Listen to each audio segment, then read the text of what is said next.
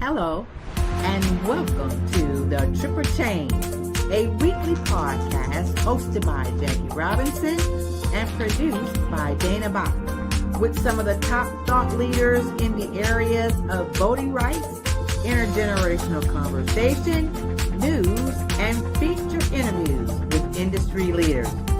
Our goal is to provide listeners with key takeaways and actionable advice for having a better understanding of the people we live with.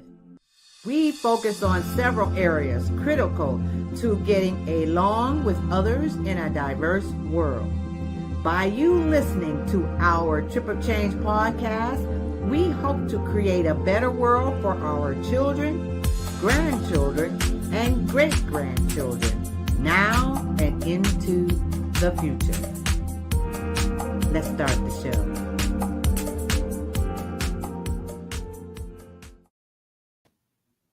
Hello, and good Saturday morning.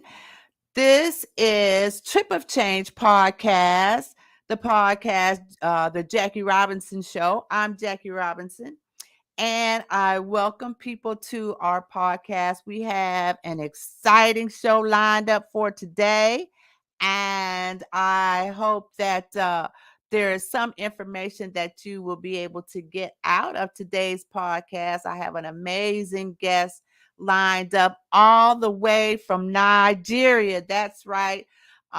This young lady is streaming with us live from Nigeria, and so we'll bring her on to the show in just a few moments.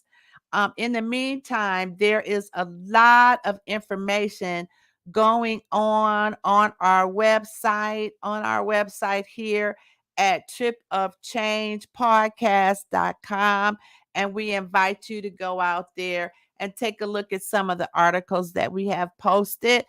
Tomorrow is Juneteenth, and if you don't know what Juneteenth is, we've got an article posted out there on our website for Juneteenth. And also today's podcast is in honor of Mrs. Doris Hollis Pemberton, a woman that I admire very much, who wrote a book called Juneteenth at Comanche Crossing. I'll have some more information about her in just a moment. And then also there's some additional articles out there on our website, tripofchangepodcast.com. Also, you will see the schedule of upcoming podcast guests. Yes, we have several podcast guests lined up in July and August. So go on out to the website and take a look at that when you get an opportunity. Yes. And so also I want to give a special thought out to Dana. Dana is dealing with some health issues right now. And we know that it is a special time for her to be able to spend doing the things that she loves, and that's visiting national parks and being with her families. And so we wanted to just let you know, Dana, we love you. And anytime you get an opportunity to come back on the show, we would love to have you. And so a special shout out to Dana Bach, the producer of the Tripper Change podcast show. So yeah, that's for Miss Dana. And so also we'll have a special announcement for upcoming show that will be live streamed from New York City. That's right, for Caribbean Heritage Month. We'll have some more information about that. And I want to also add to the stream this disclaimer, because we're going to be showing you some things about Nigeria, and we want to make sure that the information regarding disclaimer is displayed. We take no responsibility for the information that you see on other websites. That's our disclaimer. Okay, and also, in the last, I would say, couple of weeks, the direction of Tripper Change has changed just a little bit. And I wanted to share with the audience just exactly what Trip of Change is. And so I wanted to share this in that Trip of Change actually came about as something that I had been feeling for a long time as I traveled and as I journeyed through life. And so, trip is either a mental or physical place where we visit. Of is expressing the relationship between a part and a whole, and change mind, body, spirit, and environment. Wherever we happen to be on our journey, change is constant with every tick of the clock. Change is colored gold, for we are now living our life like it's golden. If you're not, then you should be. And I'm hoping that the things that we share here on Trip or Change about other people in other countries will be helpful to you. And so, in celebration of Juneteenth, which is a national holiday here in the United States, which represents the emancipation of the slaves. I wanted to give a special honor to Mrs. Doris Hollis Pemberton. In 1986, I was the executive assistant to the executive director of the Houston Area Urban League. Oh, that was kind of back in the day. It was called Hall, Haul rather.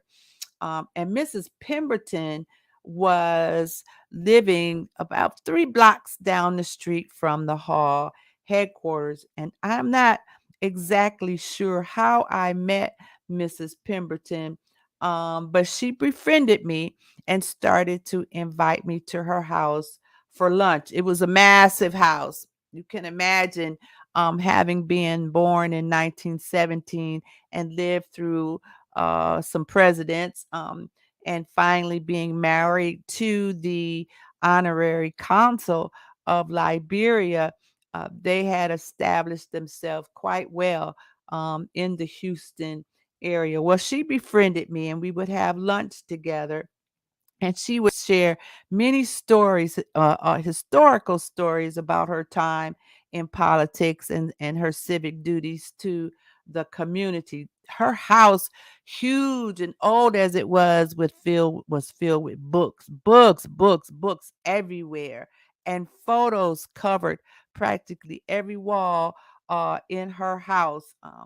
There were vintage ball gowns, jewelries, and furs in her private suite. I really, really enjoyed having the opportunity to meet Mrs. Pemberton. Her stories were amazing to listen to, especially the one about her being the first Black reporter to cover rather the state Democratic National Convention in Texas in 1944. And so I am blessed to have met Mrs. Pemberton and honored to call her an ancestor. She was 69 years old when I met her and 73 years young when she transitioned. So that's Mrs. Doris Hollis Pemberton. Moving a little bit on from Mrs. Pemberton, I wanted to also talk about the history of Nigeria. Nigeria has really evolved into a place where you can find fashion and food, and a lot of Americans that have moved to Nigeria. And we'll be talking to Porsche Steele in just a second here, who will be talking about her transition from America to Nigeria. But on Netflix, there is a documentary called Made by Design, and it highlights African creative talent. And there are 13 episodes or 13 parts to this documentary. I started watching it, and I was fascinated rather, with this a historical site called the Freedom Park of Lagos, which used to be a ruin. It's a ruin now. It was a prison established by the British when they had control over Nigeria. And so if you're traveling to Nigeria, this is a suggested spot that you may want to take a look at that has historical value dating back to centuries ago. And so that's what Trip Change is about, is allowing you an opportunity to learn about places and spaces that you can check out during your travel. So that's Freedom Park in Lagos, Nigeria. And so I want to now bring up, oh, also before I get to Miss Porsche, there are fashions that are being highlighted in Nigeria as well. I love these fashion. Girl, I would wear that yellow skirt. I would wear that yellow skirt, wouldn't you, Porsche? Yes, I would. Wait, let me go back and take a look at it again. Okay. That is cute. Isn't that Yes. cute? I even like this pants set. It is. That was interesting. Yes, I don't know if yes. I'd be able to pull that off. Yes, yes. And so, I'm glad I've got you on the show because I want to talk about some of the things in Nigeria that a lot of people may not know or may not understand about, like their fashions and like this fabulous hotel that's available in Nigeria and some of the other things that you have discovered since you transitioned to Nigeria.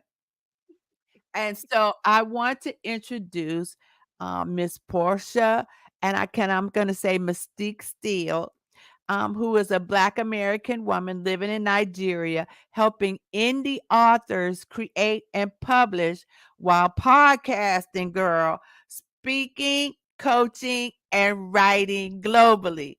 Welcome. Thank you. Hi, Yes. everybody. Thank you, Miss Jackie.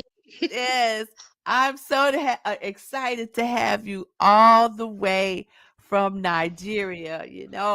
That means Triple Change is gone international, girl. It should. It should. Yes. I mean, come on. It's such an amazing show. So I'm glad to be on it. It's Thank you really an honor. very much. And your story is fascinating as I started to do a little research for having you on. And it talks about you being a business owner, a motivational speaker, and a publisher.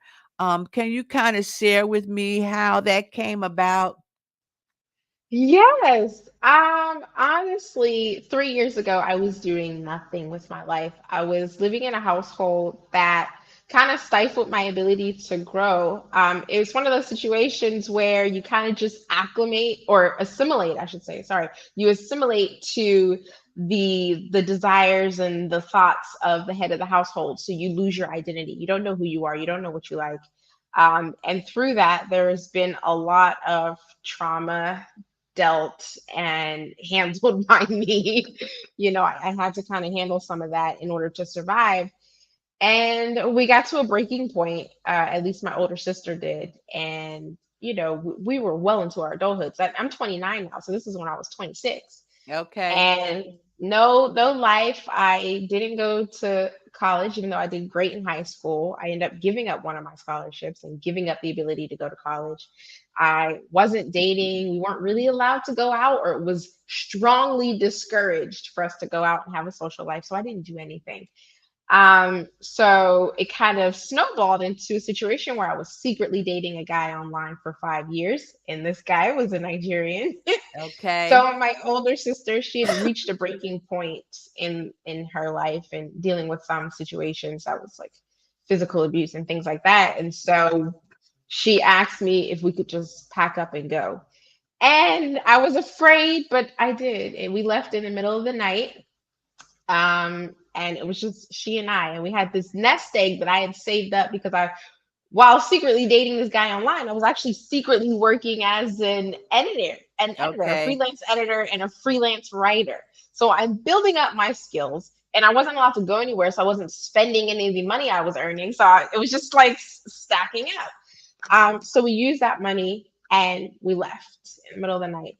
And 3 months later, I went ahead and was like, well, I was planning it already while I was in the house, and I didn't know how it was going to leave. I was already planning to leave. I just didn't know how. But after we left, 3 months later, I got on a plane to come meet the guy that I had been dating because I wanted to see if we would vibe in person, That's like, a is this long way to go real? to see if you would vibe. Because Yes, you it wouldn't be is. able to get on a train and just go back home. Yes. And what I didn't know was COVID was right around the corner. So I really was stuck. There were no flights coming and going. So I ended up really being stuck in Nigeria. But I didn't see it as stuck because what happened was the day I arrived, he had proposed to me. On the And very same day? the very same day, because he is a medical student. So he was taking exams in a different state. So he wasn't his oldest brother and his cousin who had become my best friend over the years. They had picked me up from the airport, took me to the hotel. I'm on the phone with him. I'm like, "Where are you?" He says, "I'm sorry, I'm 3 hours away. I'll be there as soon as I can." I was like, "Oh my gosh!" Well, I waited 5 years. I can wait 3 hours. Okay. So we Okay. go to Good the logic. lobby. Yes, right. We go down to the lobby, me and the cousin, and she's asking me if I'm hungry, and I'm like, "Girl, my stomach is in knots. I'm nervous as hell." So I run out of my house. I jump on him, and I jump out of the car, and I get in the car, and I get out of the car, and I I get think the out of my. feed in Okay. Nigeria. Yes. Yes, Okay, she you're back. stands from the couch, and over in the corner, I see him. He's standing there. He lied. He wasn't 3 hours away. He was there the whole time. He was Okay. taller than I expected and way more handsome than what the video, like, we video chatted and stuff. Way more handsome in person. So I run and I jump on him, and he spins me around, and then he gets down on one knee. He proposes. I say yes. We get married 3 months after that, and I never left. So then you were able to get citizenship as being a spouse to a Nigerian. It's not a citizenship, but I did get permanent residency. So I do Okay. have my green card, but in order to get citizenship, they say that I have to be fluent in his native tongue, which is Igbo. And I am not fluent in Igbo. So I do not have my citizenship. Okay, but you have your residency card. Yes, ma'am. My permanent How was residency or my green okay, card. how was the flight going over? I mean, because that's like how many hours? 18, 24, 32 hours. Okay, and who did you fly on? Okay, I flew Delta because Okay. there was a layover in the UK. So I flew Delta from LAX to uh, Heathrow Airport, and then from Heathrow to Lagos was British Airways. The first I did travel back home once since I've been in Nigeria. The first time the flight was only like 14 hours. It was 14 hours in total, right? So I think it was like 4 hours from LAX to Heathrow, and then the remainder was at 7 hours from Heathrow to Lagos. Okay. Um, the second time I traveled back home for the holidays, I stayed with my sister, and when I came back, it was the same, except there was a 13-hour layover in the Uh, UK during COVID. It was okay. terrible. Okay. Okay. Yeah, that was crazy. Okay. So you were fine with Delta.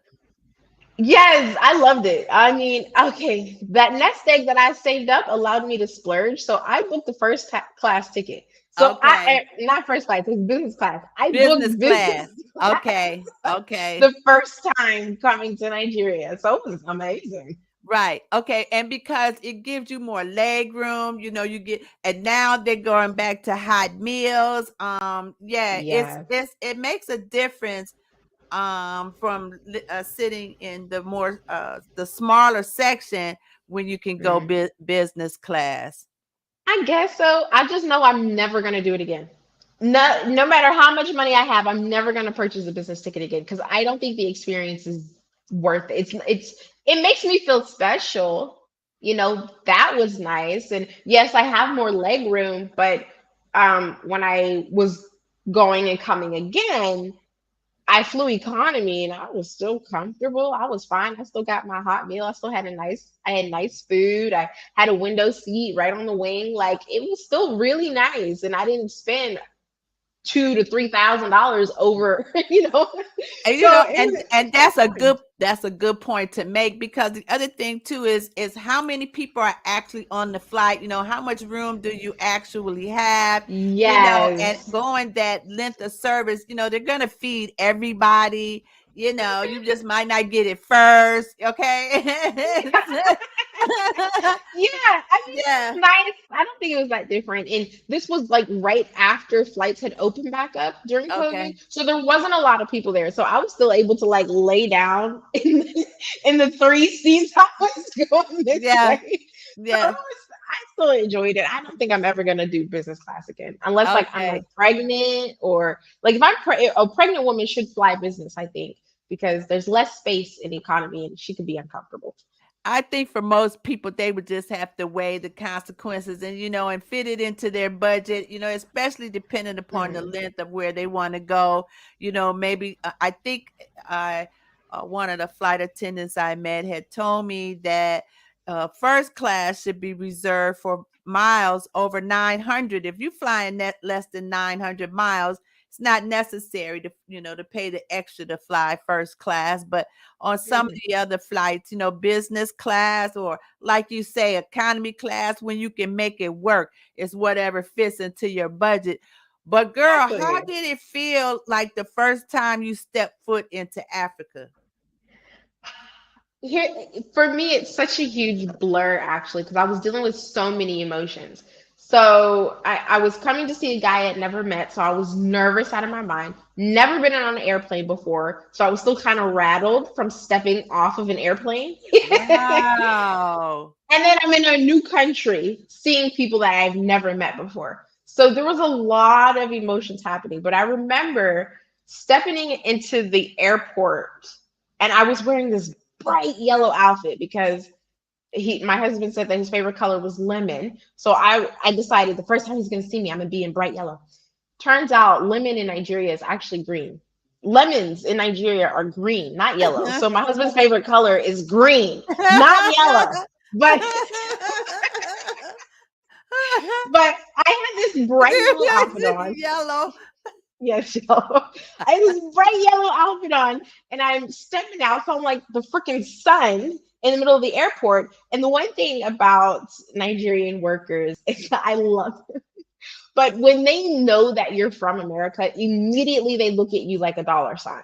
So they're coming to you, and they have like the trolleys and stuff. So I have a bunch of people coming over, auntie, let me help you, let me help you. Here, let me do this for you, because they think I'm gonna tip them.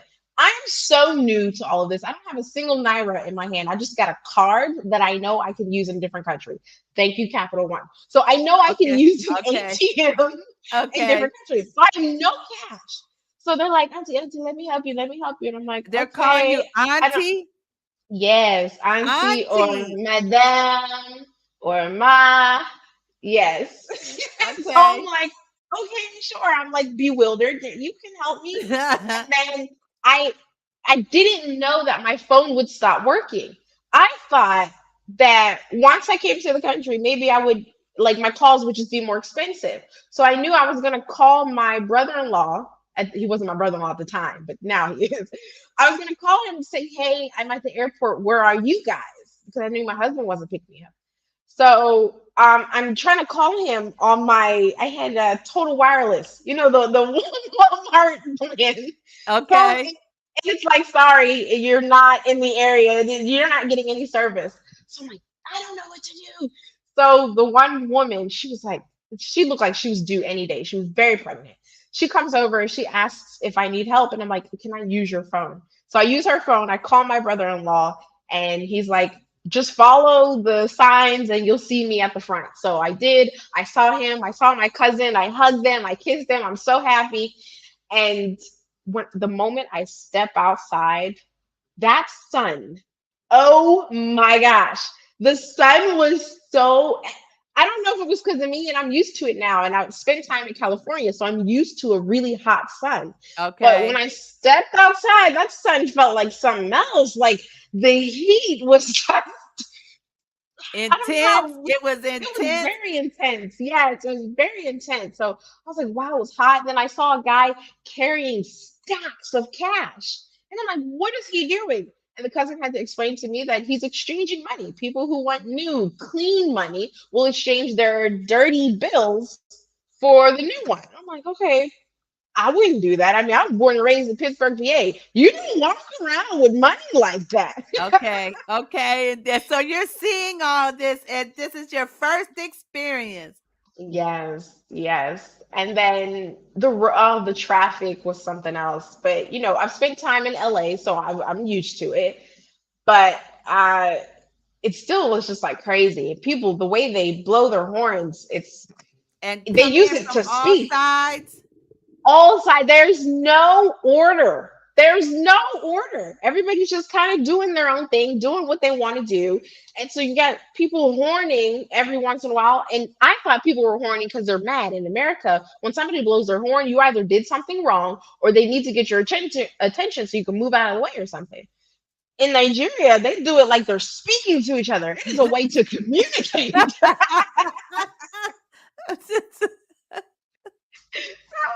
That's Guys, good to know. They it's so, yeah. communicate with each other. Yes.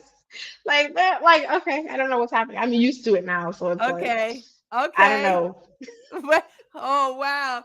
Everything that you have explained so far has definitely been some trips of change, girl. Those have been some trips of change. Okay, Yes. so when you got there, how were the people, because okay, but you had your fiance, and then you married him, but assimilating into, his family, the other women, and his friends. How was that? It was so interesting, but good because immediately his family took me as their own. Like I had no, and I know some foreign women tend to have problems assimilating to a Nigerian family, but me, I had no problems. I think it was because the way I was raised. So I was respectful, I was kind, but I'm also talkative. So I'm a people person. So I'm really comfortable in different situations. Right. So it was not a problem. Like my mother-in-law was immediately like my Nigerian mama. She's my mom, man. That's my mommy. And like the moment I saw her, even though we had spoken on camera and video back in America, I saw her. It was just like she reminds me so much of my grandmother. Like their energies are the same. So I really connected with her with ease. And then my husband is one of seven. So he has six siblings. So each of their siblings I connected Okay. with on a completely different level. And I created really great relationships with them. So the family, it was easy. His friends was different. Because I would find myself in moments where I feel like I can't really be myself. Because at the beginning, all they want to do is just ask me questions about America and how I'm liking Nigeria. It was like every time I see somebody new, I'm answering the same questions. Like, Okay. what do you think about Nigeria? How is America? Like, people ask me, well, how can I get to America? Or why are you here? Shouldn't you and James, my husband's name is James, shouldn't you and James go back to America? Why you guys want to stay here? So at the beginning, I was just like, oh gosh, I'm getting tired of answering the same questions over and over. I just want to be in Nigeria. Like, I just want to Right. be here. Right. Right. So that was difficult. It took some time, but after a while, I was like, forget it. I'm me. I'm going to be who I am. So, let me just maneuver how I maneuver. Some of his friends became my friends and it worked, but at the beginning, I had to be very careful when we would go to like the market or something. Because when we go to market, you haggle for your prices. That price that they say it is, never accept it. Always negotiate. So Okay. yeah, that rule number one when you go to market, always negotiate. And So I guess there's some fun in that too once you get used to doing it. it is fun. I love handling. It's incredible. But here's the thing: when I first came, the market is so busy. There's so much noise. It's like it's really easy to get caught up. So my husband, when I went, he said, don't say anything. Now I'm not used to not speaking. I'm a speaker. So he's like, just don't talk. And I'm like, okay. And I found out later why is because when you look at me, you think I'm Nigerian. If I'm just walking down the street, nobody will bat an eye because I look Nigerian. The moment I say something, Right. they're like, oh, she's American. So they'll hike up the prices on my Right. husband. So Right. he's trying to haggle for something and they're raising the prices because they Okay. know that I'm a foreigner. So that wasn't fun. Cause you And couldn't say anything. I couldn't say anything. And like when we would go somewhere, we didn't have a car at the time. We had nothing. My husband's a student. I just came from another country. We both was broke. We had no money. So we're in the public transport and it's just weird. People are trying to talk to me. They're speaking in Igbo because I'm in Enugu where it's mainly Igbo people. So we're speaking that people are speaking that language and they look at me, they think I'm Nigerian. So they're speaking to me in Igbo. And I can't tell them I don't know what you're saying.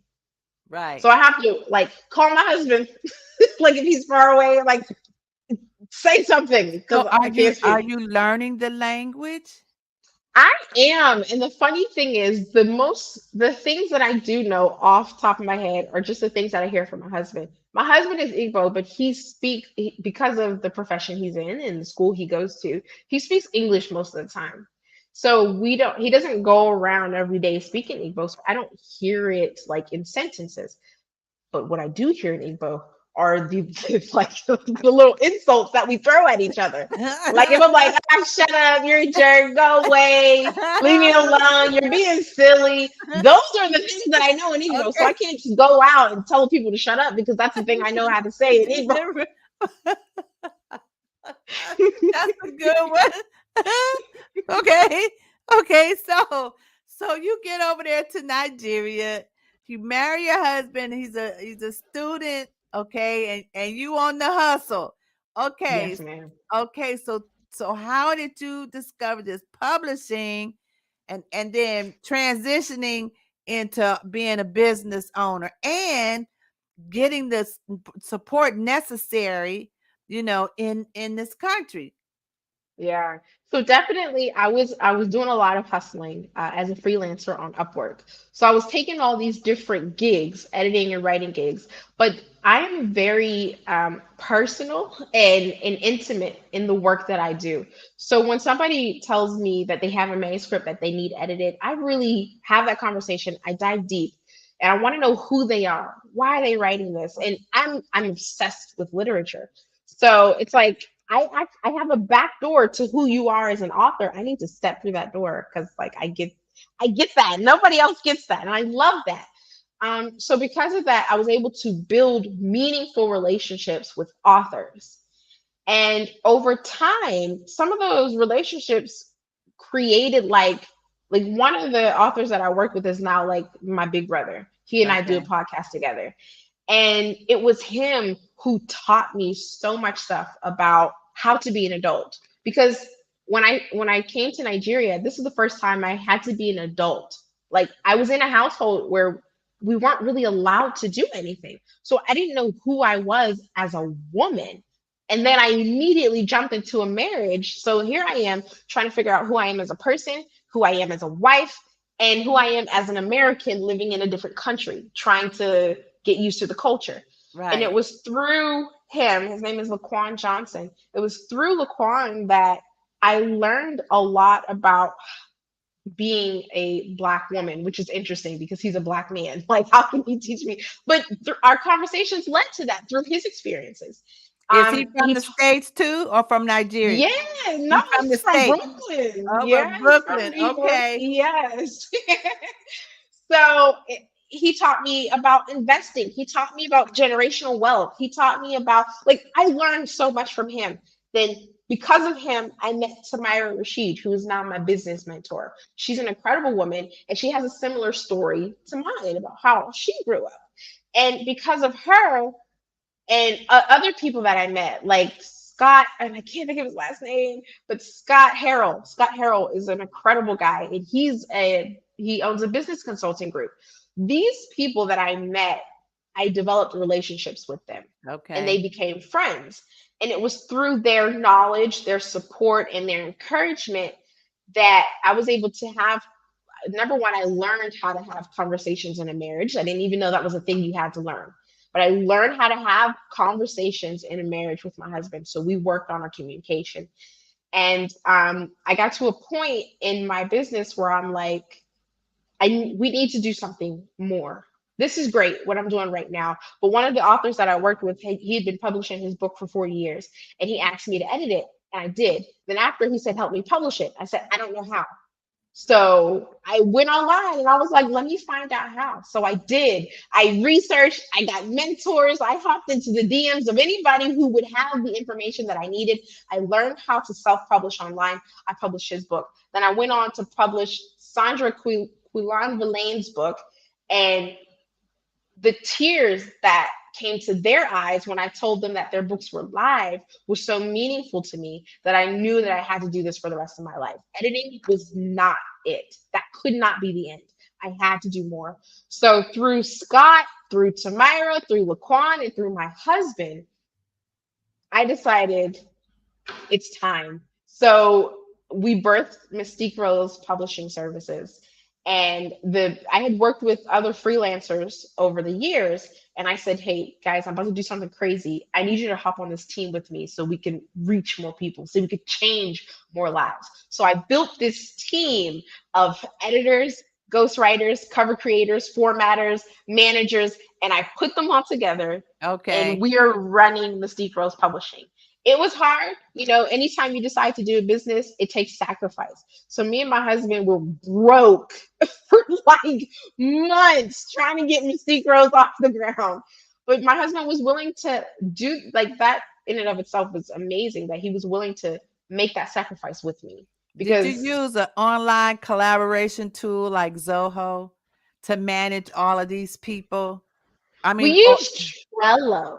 Trello. Okay. Yes, that is a Okay. productivity platform that we use. But we don't use that to I don't use that to manage the team members. I use that to manage the projects. Okay. So our team members, we're all connected through WhatsApp. Like we just be talking on WhatsApp and then we do Zoom parties every once in a while. So Okay. we Okay. stay close and everybody's like connected and it's like a big old family and it just works for us.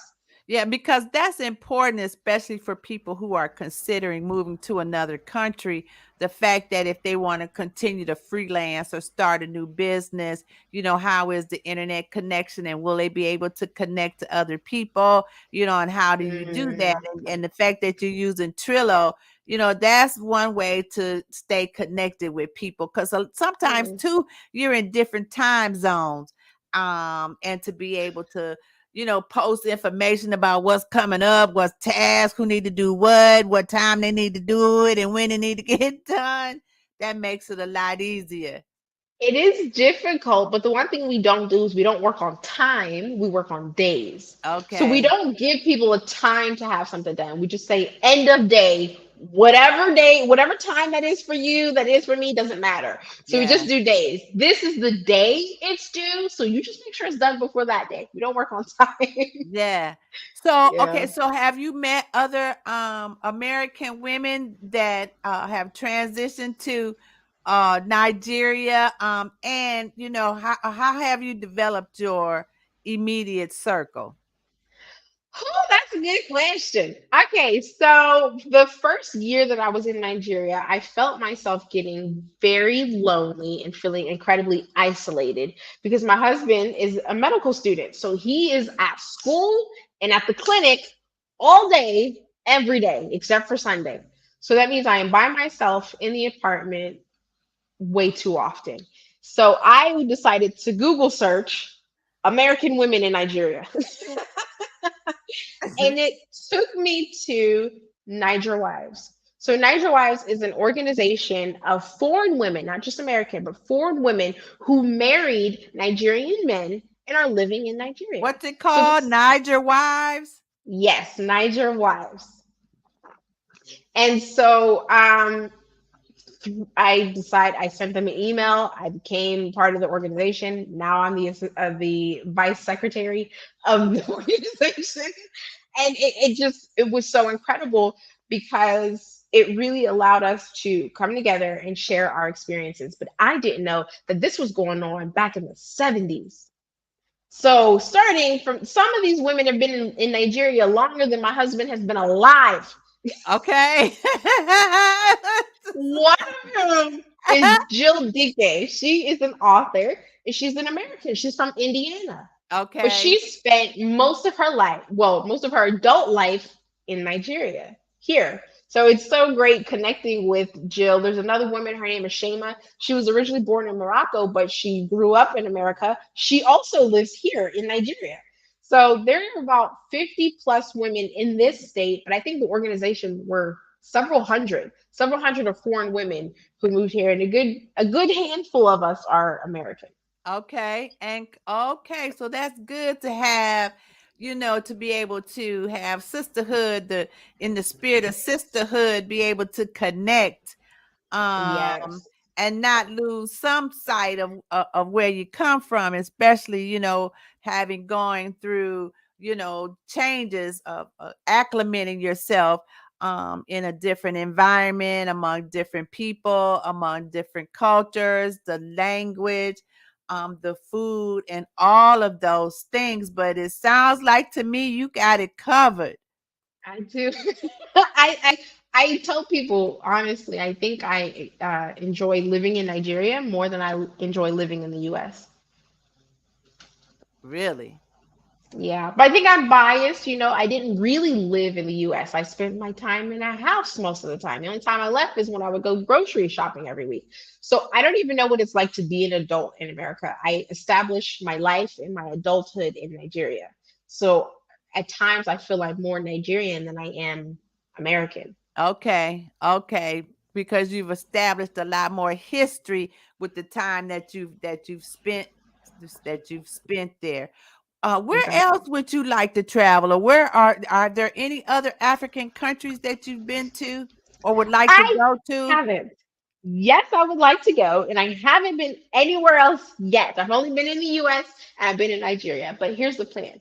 The plan is for us to travel to Tunisia. I want to go to Tunisia because there's this beach that I've seen that looks absolutely incredible, and it's also really inexpensive in US dollars. So I want to go there. And now, another reason I chose is because neither my husband and nor I need a visa to go. So I don't have a Nigerian passport. So I can use my US passport to go and stay for some days without a visa. He could use his Nigerian passport to go and stay some days without a visa. So I want to go to Tunisia. I also want to go to Egypt because I've always been an Egypt fanatic. I'm not an Egyptologist. I used to want to be when I was younger. So I really I want to go to Egypt. I want to go to Ghana. One of our former president of Niger Wise and Enugu, she's from Ghana and she talks about it all the time.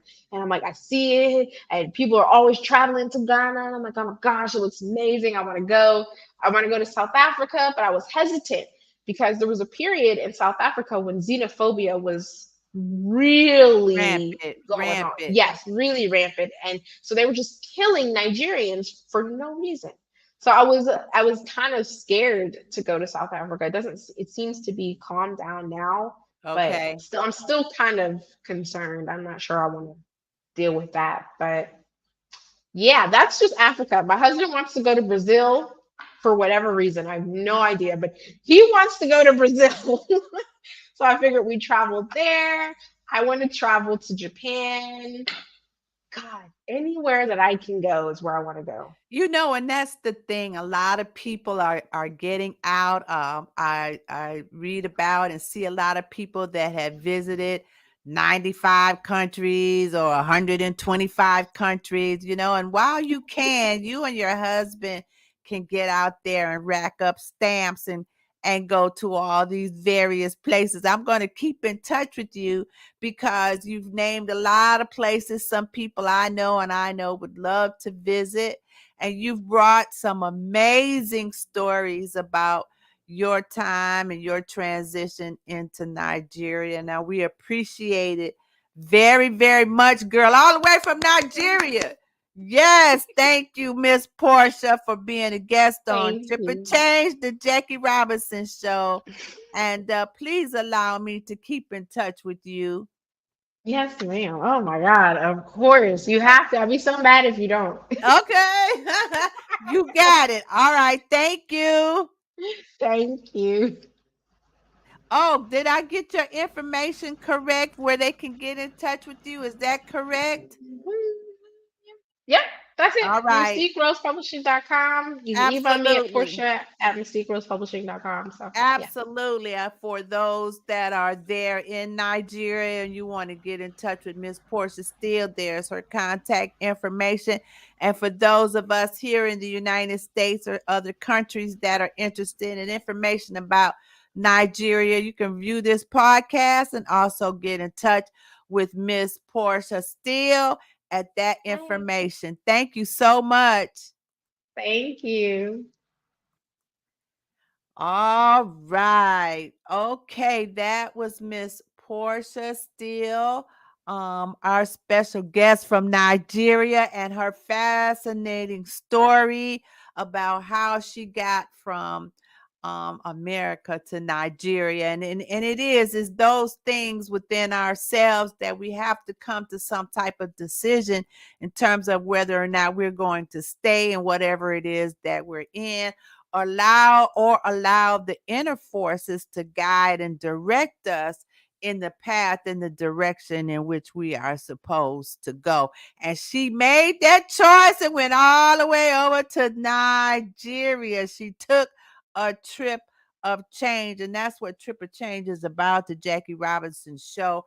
We seek world travelers of all ages, retirees, expats, and those in the airline industry who travel the world, because we want to know what is going on in these other countries. A lot of times we get stuck in our own environment, but we do within us have the desire and wants and need to go other places and meet other people. And so if you've been there and you've done that, like Miss Portia has, come back and tell us about the culture, the food, the architecture, the museums, the natural wonders, their fashions. We saw some amazing fashions in Nigeria. What about their city and social life and the beaches? So if you've adventured out to any one of these countries all over the world and you want to be a guest on the Triple Change podcast, go out to our website